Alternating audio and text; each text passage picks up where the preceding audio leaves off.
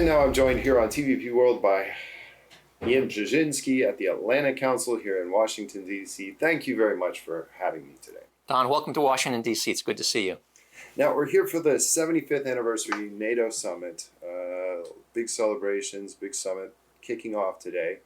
So let's start off first about what are some of your expectations for the summit? Some of the good, some of the bad. We'll start off with the fact that this is a summit that's marking NATO's 75th anniversary. This is history's most successful military alliance. Through a combination of military capability and political fortitude, resolve, it defeated the Soviet Union during the Cold War without firing a shot. And ever since then, Allied forces have demonstrated time and time again that they are unmatched on battlefields around the world. So this is an invaluable military asset to Poland, to the United States, to each and every ally. And you know what it does? It leverages three things. It leverages the economic power of this alliance, which is $54 trillion. It leverages the political legitimacy that comes with a community of democracy. So behind every NATO military operation is unmatched political legitimacy. And of course, this is an institution that has fielded forces that are unmatched when it comes down to throwing lead down range. That is a national security asset, and it's worth celebrating. You know what is somewhere lost in the conversation has been, and it's still in the conversation, as to whether NATO has a purpose post-Cold War. But in light of Russian aggression, we still see Russia as a major threat. Should that be one of the elements that needs to be highlighted and expanded upon?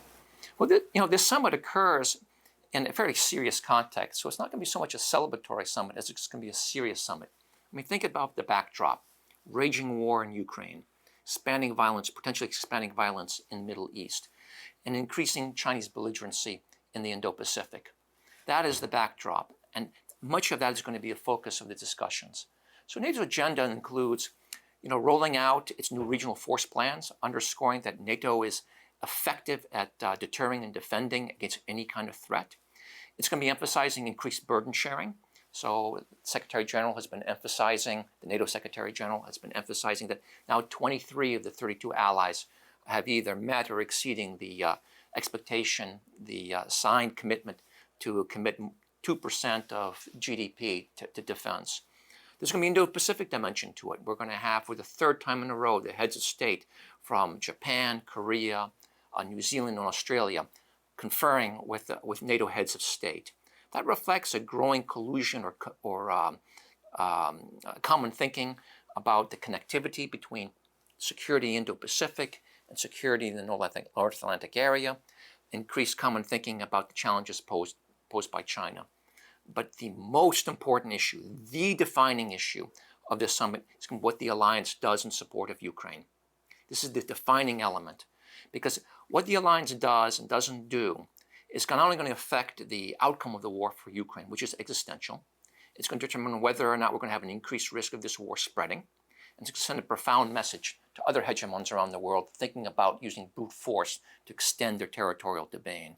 So this is a real opportunity for the alliance to roll out a strategy, a clear strategy with clear objectives that will give confidence that Ukraine is going to be able or be enabled to defeat Russia's aggression decisively, quickly, and on its terms.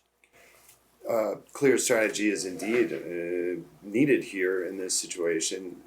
It seems like from the political leadership, and we just discussed this, but it seems like the goals haven't been set. What is our strategic outcome here? What does a Russian defeat look like? What does a Ukrainian victory look like? Do you think that we'll get any closer to that at the end of this summit? Or is this something that will be kicked down the road to potentially after election season? I have to say that I'm a little bit worried this summit isn't going to provide that strategy and that clarity of objectives. They're talking about a number of things to help Ukraine, which are all constructive, but in total not decisive. I mean, NATO taking over the security assistance and training, a role that allies the United States have led. That's useful. That's good. Providing $40 billion next year for Ukraine, that's good. That's about the same level, maybe a little bit more, maybe a little less, that Ukraine has been getting. But is that decisive? Probably not. Setting up a new or returning a civilian official to Ukraine, it's a good symbol, but none of that is really decisive. An effective strategy for Ukraine, an effective NATO strategy for Ukraine, one that enables the Ukrainians to win on their terms quickly and decisively, includes the following: a clear embrace of Ukrainian objectives. And those objectives are unambiguous in the Ukrainians. Total territorial reconstitution. Anything short of embracing those, endorsing those, is a disillusioning message to the Ukrainians and basically a green light to Putin to continue his efforts to suborn Ukraine. Second, it's weapons, weapons, weapons at a higher rate, with a higher capability, and without the caveats that we have put on them, so that Ukrainians can use them against all legitimate targets in Russia. Third is much more severe economic sanctions. The fact that Russia in 2023 grew by 3% is testimony to the inadequacy of the sanctions regime and its enforcement.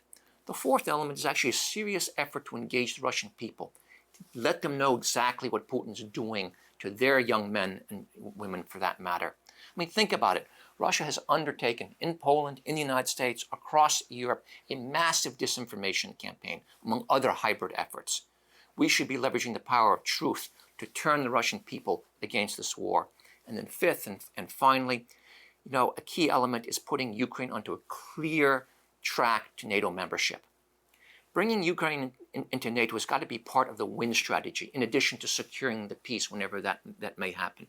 Because NATO membership and the Article 5 security guarantee that comes with it is the only thing that Putin respects. It's the only way to convince him that Ukraine is no longer in a gray zone, vulnerable to his hegemonic ambitions. Those are the 5 elements I'll be looking for from this summit. Hasn't started yet. There's still a chance for it. Right. Well, a few of those things.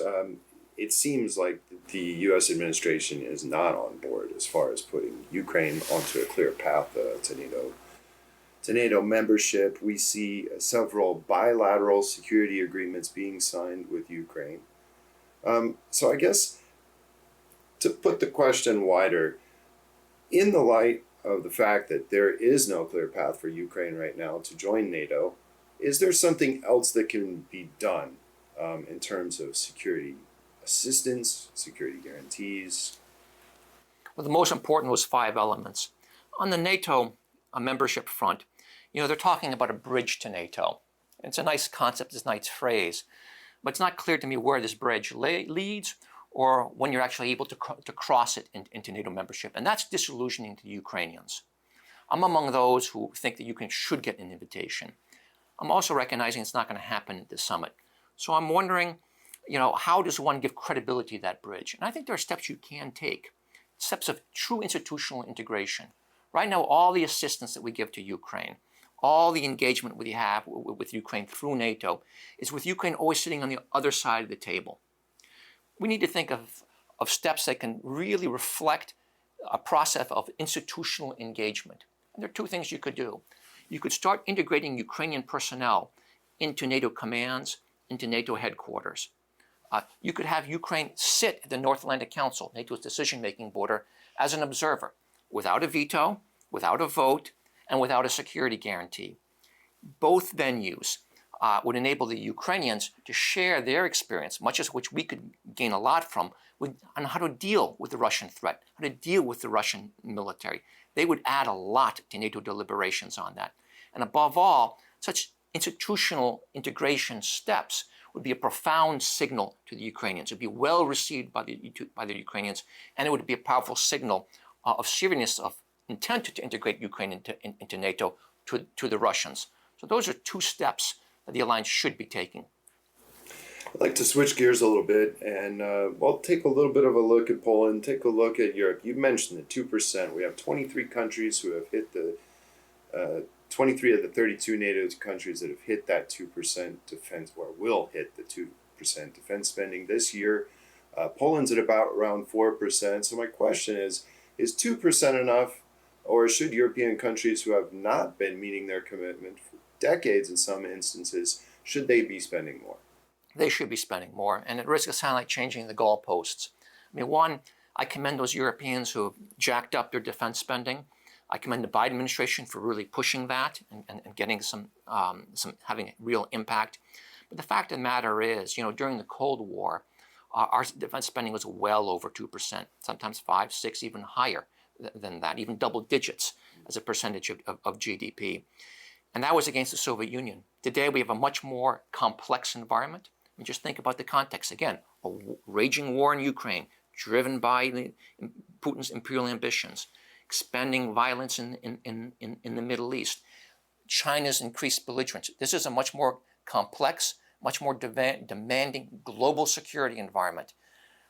Allies, including the United States, are going to have to spend more if we're going to adequately address these challenges.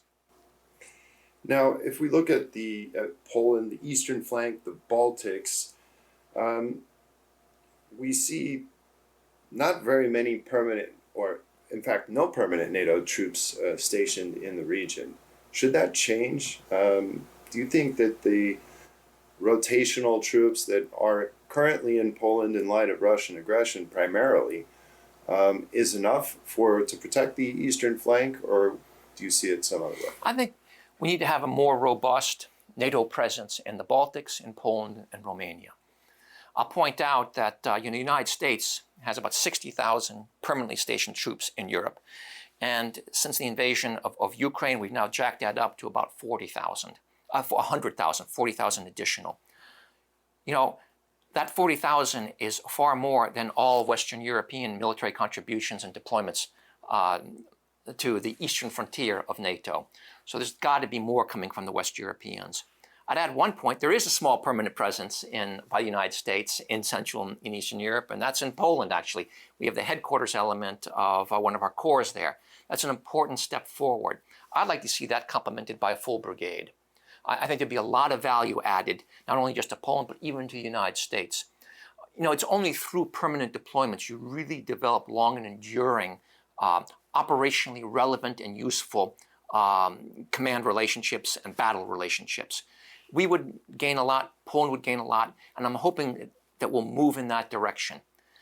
My advice to Poland, though, would be if you want that to happen, more has to be done to improve the infrastructure that would support those U.S. troops, particularly in the training areas, so that our commanders, our national security leaders can be confident that when a unit deploys to Poland, it will get the same level of regular training, so it can maintain its combat skills that it would get in the continental United States and, for that matter, in Germany.